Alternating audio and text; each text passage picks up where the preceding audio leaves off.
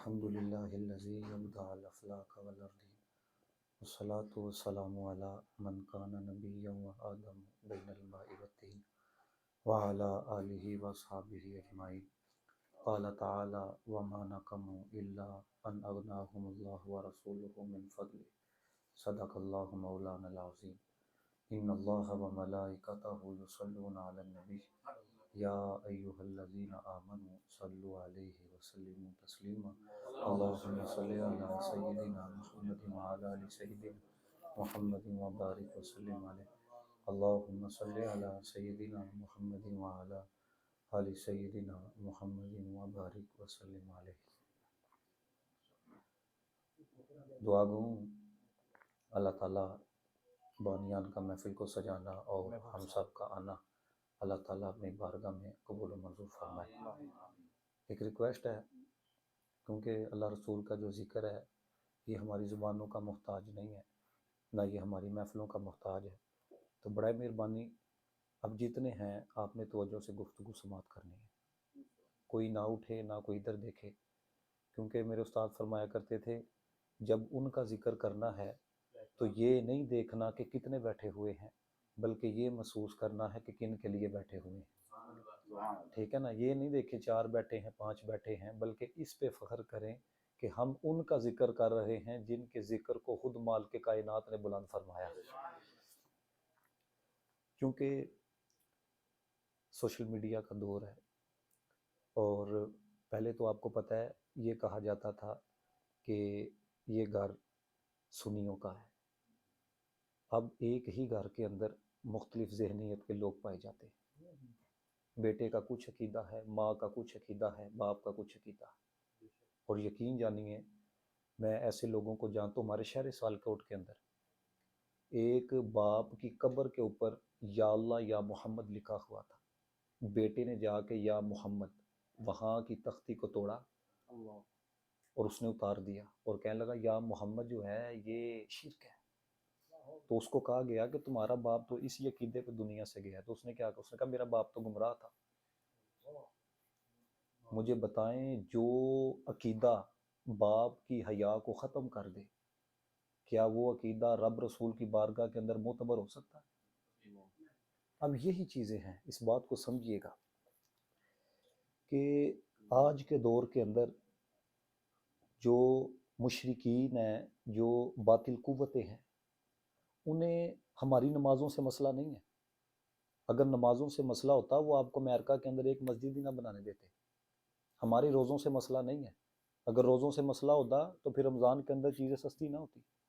حج سے مسئلہ ہوتا تو وہ کچھ نہ کچھ کر کے پھر اس کو رکواتے. ان چیزوں سے مسئلہ نہیں ہے. یہ جو ہمارا اپنے نبی سے قلبی تعلق ہے نا، اس سے مسئلہ ہے.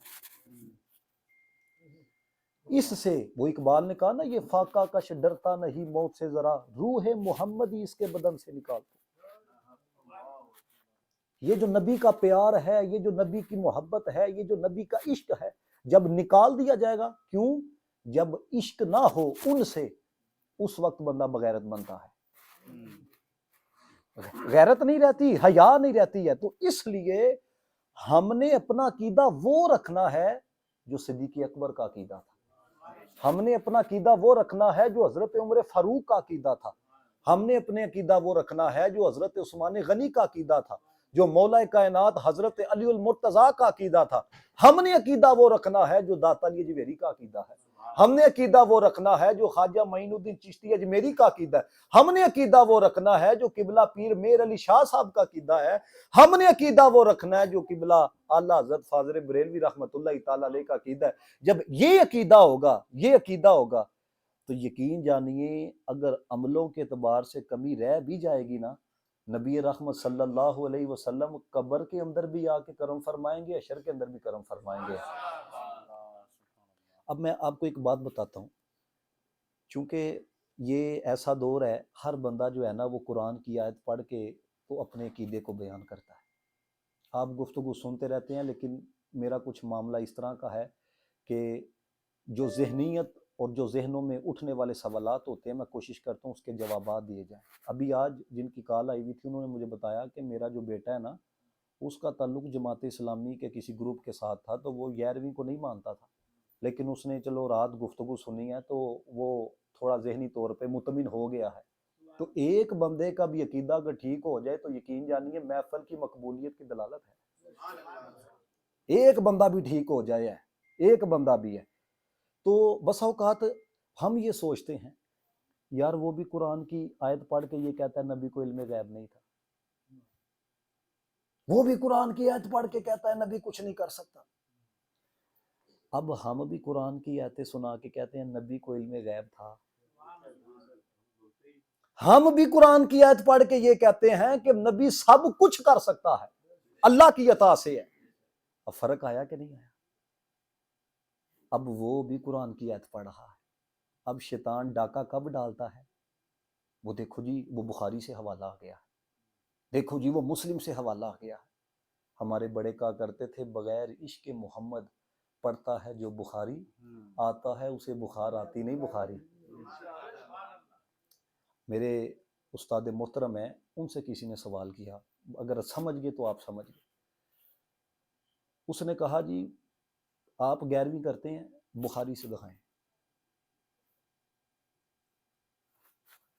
سوال ہے نا، اب کوئی نوجوان کو کوئی کہے گا جی بھائی بخاری سے دکھاؤ جی 11ویں کدھر ہے؟ اب 11ویں کا لفظ چونکہ ایک خاص کر دیا گیا ہے تو وہ آگے سے وہ کہے گا جی بھائی بخاری کے اندر نہیں ہے، تو وہ کہے گا پھر ہمارے آبا داد ہر مہینے 11ویں کیا۔ جب بخاری کے اندر ہی نہیں ہے، جب ہوا ہی ایسا معاملہ نہیں ہے، تو پھر وہ جو ہمارے بڑے تھے وہ تو پھر وہی جو ایک سے سنا دوسرے سے سنا تو یہ معاملہ چلتا ہوا آ رہا۔ تو استادوں سے پوچھا گیا، وہ کہتا بخاری سے آپ لفظ بخاری دکھا۔ اب آپ ذرا توجہ رکھیے گا ذرا، جب اس نے یہ کہا نا کہ آپ بخاری سے 11ویں کی دکھائیں، آپ نے کہا پوری بخاری سے لفظ بخاری دکھاؤ۔ اس چیز کو ذرا سمجھیے گا، یہ یاد رکھیں، یہ چھوٹا چھوٹا جو سوال ذہن کے اندر قائم ہوتا ہے نا، اور اس کا جواب بھی اگر بڑا مختصر سا مل جائے تو یقین جانے بہت سارے مسئلے۔ انہوں نے کہا تم کہتے ہو 11ویں دکھاؤ، تم پوری بخاری سے، اور امام بخاری نے جن شرائط پر احادیث کو جمع کیا ہے کوئی ایک حدیث ایسی لا کے دکھاؤ کہ بخاری کے اندر وہ حدیث ہو، حضور کا فرمان ہو، جن علماء جانتے ہیں جن شرائط پہ امام بخاری نے جمع کیا ہے۔ وہ کہنے لگا حضرت آپ باہر لفظ بخاری کو چھوڑیے، آپ اندر دیکھیے نبی پاک کا فرمان ہے۔ اس نے کیا کہا؟ آپ لفظ بخاری کو چھوڑیے، اندر دیکھیں، قال قال رسول اللہ، حضور کے فرامین ہیں، احادیث مصطفیٰ ہیں۔ تو انہوں نے بڑے کمال درجے کا جواب دیا، نے کہا تم لوگ اگر اس لفظ سے مطمئن نہیں ہوتے یہ 11ویں کیا ہے یہ 12ویں کیا ہے، چلو پھر تم اس کو چھوڑو، تم اندر دیکھو محفل میں کیا ہوتا ہے۔ پہلے رب کا قرآن پڑھا جاتا ہے، پھر دیکھو کیا ہوتا ہے، جانے جانا جناب محمد مصطفیٰ کا ذکر ہوتا ہے، پھر کیا ہوتا ہے حضور علیہ الصلوۃ والسلام کی بارگاہ کے اندر سلام عرض کیا جاتا ہے، پھر کیا ہوتا ہے، پھر جناب والا کھانا خلق خدا کو کھلایا جاتا ہے۔ کہتے ہیں ایک عمل بتا دو جو رب کے قرآن سے ثابت نہیں ہے۔ اب قرآن کو تلاوت کرنا یہ بھی قرآن سے ثابت ہے، اب نبی پاک علیہ الصلوۃ والسلام کی نعت پڑھنا یہ تو سارا قرآن ہی نعت مصطفیٰ ہے۔ پہلا سپارہ کھولیں، یا ایھا الذین آمنوا لا تقولوا رائنا وقولوا انظرنا واسمعوا۔ دوسرا کھولیں، اللہ تعالیٰ فرماتا ہے کہ وَكَذَلِكَ جَعَلْنَاكُمْ أُمَّةً وَسَطًا لِتَكُونُوا شُهَدَاءَ عَلَى النَّاسِ وَيَكُونَ الرَّسُولُ عَلَيْكُمْ شَهِيدًا۔ تیسرا کھولیں، تِلْكَ الرُّسُلُ فَضَّلْنَا بَعْضَهُمْ عَلَى بَعْضٍ۔ چوتھا کھولیں، وَمَا كَانَ اللَّهُ لِيُطْلِعَكُمْ عَلَى الْغَيْبِ وَلَكِنَّ اللَّهَ يَجْتَبِي مِن رُّسُلِهِ مَن يَشَاءُ۔ آپ پانچواں کھولیں، وَلَوْ أَنَّهُمْ إِذ ظَلَمُوا أَنفُسَهُمْ جَاءُوكَ۔ چھواں کھولیں، يَا أَيُّهَا النَّاسُ قَدْ جَاءَكُمْ بُرْهَانٌ مِّن رَّبِّكُمْ وَأَنزَلْنَا إِلَيْكُمْ نُورًا مُّبِينًا۔ آپ نواں سپارہ کھولیں، وَمَا رَمَيْتَ إِذْ رَمَيْتَ وَلَكِنَّ اللَّهَ رَمَىٰ يَا أَيُّهَا الَّذِينَ آمَنُوا اسْتَجِيبُوا لِلَّهِ وَلِلرَّسُولِ إِذَا دَعَاكُمْ۔ دسواں کھولیں، لَقَدْ جَاءَكُمْ رَسُولٌ مِّنْ أَنفُسِكُمْ عَزِيزٌ عَلَيْهِ مَا عَنِتُّمْ حَرِيصٌ عَلَيْكُمْ بِالْمُؤْمِنِينَ رَءُوفٌ رَحِيمٌ۔ اسی طرح آپ 12واں کھولیں، 13واں پڑھتے چلے جائیں۔ 15واں کھولو، سبحان الذی اسریٰ بعبدہ لیلا من المسجد الحرام۔ میں ایک نہیں، میں 20 آیتیں پڑھ سکتا ہوں الحمدللہ۔ 13-14 مصلی میں نے سنائے ہیں، وَالنَّجْمِ إِذَا هَوَىٰ مَا ضَلَّ صَاحِبُكُمْ۔ یہ کیا ہے؟ الرحمن علم القرآن، یا ایھا المزمل یا ایھا المدثر۔ یہ کیا ہے؟ وَالضُّحىٰ وَاللَّيْلِ إِذَا سَجَىٰ أَلَمْ نَشْرَحْ لَكَ صَدْرَكَ وَالتِّينِ وَالزَّيْتُونِ وَطُورِ سِینِینَ إِنَّا أَعْطَيْنَاكَ الْكَوْثَرَ۔ یہ کیا ہے؟ وہ اعلیٰ حضرت نے کہا نا اے رضا خود صاحب قرآن ہے، مداح حضور تم سے کب ممکن ہے پھر مدحت رسول اللہ کی؟ نعرہ تکبیر، نعرہ رسالت، نعرہ حیدری، نعرہ غوثیہ، اہل سنت۔ تو اس چیز کو آپ اگر آپ اس طرح سوچیں گے کہ یار یہ چیز نہیں ہے، میں ابو داؤد شریف کے اندر روایت پڑھی، نبی پاک صلی اللہ علیہ وسلم نے ارشاد فرمایا اپنی مسجدوں کے اندر چونا نہ کرنا، یہ رنگ کیا جاتا ہے، حضور نے منع کیا۔ اب کوئی ایک مجھے مسجد دکھاؤ جس کے اندر رنگ نہ ہوا ہو۔ آپ کو پتہ علماء نے یہاں پہ کیا تطبیق کی؟ انہوں نے کہا وقت کی ضرورت ہے۔ تو عقل کے عمدو جب مسجد میں چونا کرنا وقت کی ضرورت ہے تو رسول اللہ کے ذکر کی محفلیں سجانا یہ وقت کی ضرورت نہیں ہے؟ یاد رکھیے گا حضور کے عشق کے بغیر آپ نسل نہیں بچا سکتے، حضور کی محبت کے بغیر آپ نسل نہیں بچا سکتے ہیں۔ یہ آپ نے دیکھا نہیں، یہ کیا وجہ ہے؟ آپ نے کبھی سنا ہے کہ کسی مسلمان نے حضرت عیسیٰ علیہ السلام کی گستاخی کی ہو؟ اگر وہ حضرت عیسیٰ کو نہیں مانے گا ایمان والا ہی نہیں رہے گا۔ سب کو ماننا ضروری ہے، لیکن کیا وجہ ہے؟ کبھی کہیں پہ رسول اللہ کی گستاخی، کبھی کہیں پہ، کبھی کہیں پہ، اس کی وجہ کیا ہے؟ وہ اس لیے کہ وہ چیک کرتے ہیں کوئی حرارت ہے کہ نہیں عشق کی۔ بات سمجھ رہے ہیں کہ نہیں سمجھ رہے ہیں؟ وہ یہ حرارت دیکھتے ہیں، لیکن جب وہ پھر دیکھتے ہیں کہ مسلمان اپنے نبی سے کس طرح محبت کا اظہار کرتے ہوئے نظر آتے، وہ کہتے ہیں نہیں ابھی پیار ہے، ابھی محبت ہے۔ آپ مجھے بتائیں اگر کوئی آپ کو یہ کہ نبی کچھ کر ہی نہیں سکتا، کیا آپ کے اندر پیار آئے گا؟ جی مثال کے طور پر علامہ صاحب آپ کو بتا رہے تھے جی رات کو فلاں نے تعریف کی، فلاں نے کی، مفتی قمر الزمان صاحب نے کی، دامت برکاتہم القدسیہ۔ اب آپ کے ذہن کے اندر کوئی شخصیت تو بیٹھی نا، اگرچہ میں کچھ نہیں، من آنم کے من دان، مجھے پتا ہے میرے دامن کے اندر کیا ہے، لیکن انہوں نے کہا یہ ہے تو وہ ہے۔ اس کے پتہ یہ چلا کہ جب بندہ بڑھا چڑھا کے کسی کو بتاتا ہے تو وہ کوئی شخصیت، کوئی پیار، وہ عقیدت پیدا ہوتی ہے۔ تو اپنے ایمان سے بتائیں جن کی وجہ سے اللہ نے سارے نبیوں کو نبوت دی ہے، جن کی وجہ سے سب کچھ ہے، ہو نہ یہ پھول تو بلبل کا ترنم بھی نہ ہو، چمنے دہر میں کلیوں کا تبسم بھی نہ ہو، یہ نہ ساقی ہو تو پھر میں بھی نہ ہو، خم بھی نہ ہو، بزم توحید بھی دنیا میں نہ ہو، تم بھی نہ ہو، خیمہ افلاک کا استادہ اسی نام سے ہے، نبض ہستی تب شمادہ اسی نام سے ہے۔ اقبال کہتا ہے اتنا بڑا آسمان ہے، کوئی سہارا دیکھا ہے؟ کوئی پلر دیکھا ہے؟ بغیر پلر کے آپ چھت کھڑی کر سکتے ہیں؟ اب اقبال کے اوپر کوئی مسلک کا بندہ اعتراض نہیں کر سکتا، مسلک اہل تشیع کا ہو، مسلک اہل حدیث کا ہو، مسلک دیوبند، کوئی اعتراض نہیں کرتا ہے۔ اب اقبال کہتا ہے میں تمہیں بتاتا ہوں آسمان کیوں کھڑا ہے، خیمہ افلاک کا استادہ اسی نام سے ہے، یہ حضور کے نام کی وجہ سے کھڑا ہے۔ تو آپ اندازہ کرو جس نبی کے نام میں اتنی برکت ہے، وجود کے اندر کتنی برکت ہوگی ہے۔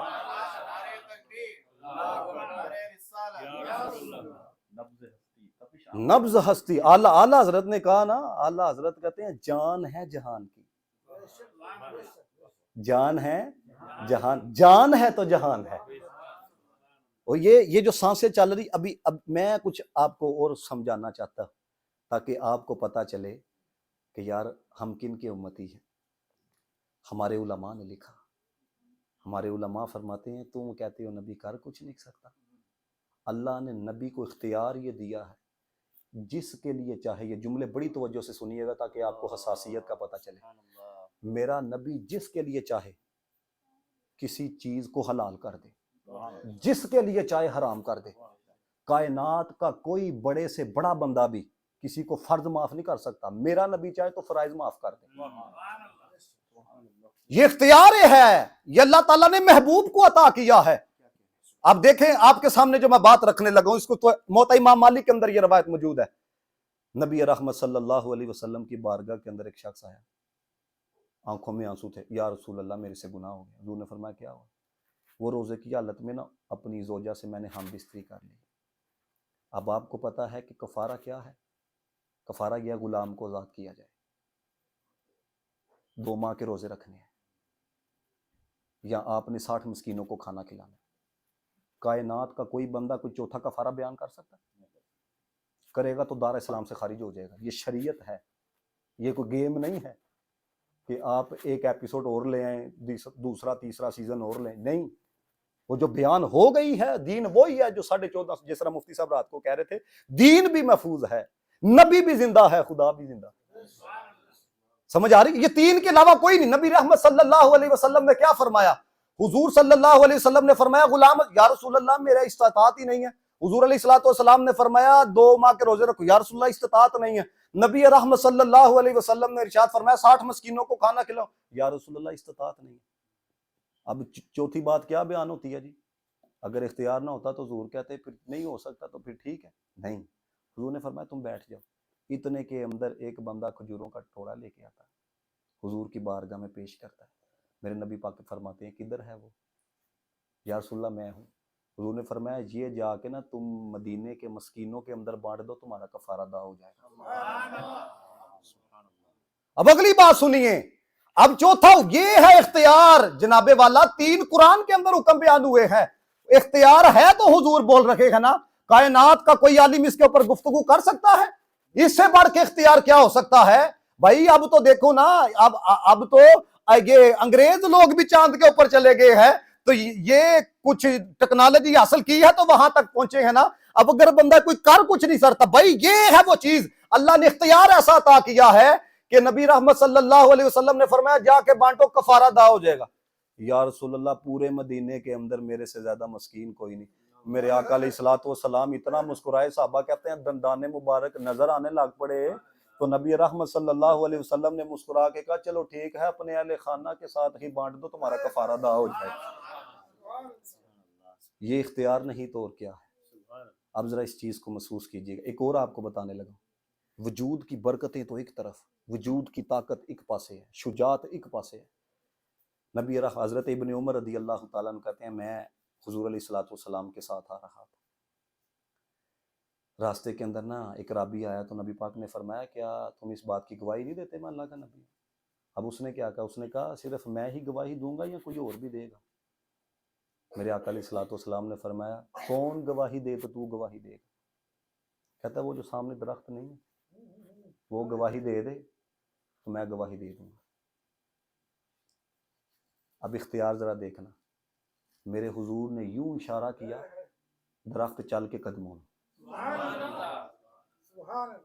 ابھی بھی آپ اس حساسیت کو ذرا سمجھیے کہ یوں اشارہ کیا, یہ اختیار دیکھیے, یوں اشارہ کیا. اب میں آپ سے یہ پوچھنا چاہتا ہوں وہ درخت کو کس نے بتایا کہ اشارہ رسول اللہ نے کیا ہے؟ آپ نے مجھے بھی بلانا ہو تو کوئی جان پہچان ہوگی تو جائیں گے نا. جس طرح یہاں پہ آئے علی بھائی نے مجھے کہا, جنید بھائی نے کہا جی چلتے ہیں, تو ہم یہاں پہ کوئی جان پہچان ہوگی, کوئی عقیدت, کوئی محبت, کوئی تعلق ہوتا ہے. سنو, میرے آقا نے فرمایا کائنات کی ہر شے جانتی ہے کہ بنانے والے نے آخری نبی محمد مصطفیٰ کو بنا کے بھیجا ہے. ہر شے جانتی ہے. اب یہاں پہ اختیار ذرا دیکھیے گا. اب وہ آتا ہے درخت رسول اللہ کی بارگاہ میں, 3 دفعہ وہ گواہی دیتا ہے کہ میں گواہی دیتا ہوں اللہ کے سوا کوئی معبود نہیں ہے, محمد رسول اللہ اللہ کے رسول ہیں. اب یہاں پہ علماء نے کلام کیا. علماء فرماتے ہیں کائنات کا کوئی بڑے سے بڑا پہلوان بھی ہونا ٹہنی توڑ سکتا ہے. کبھی آپ نے سنا کوئی پہلوان کے میں نے درخت کو جڑوں سمیت ہی نکال لیا؟ کبھی سنا ہے؟ اتنی عمریں ہو گئی ہیں. آپ اندازہ کرو حضور نے جا کے زور نہیں لگایا.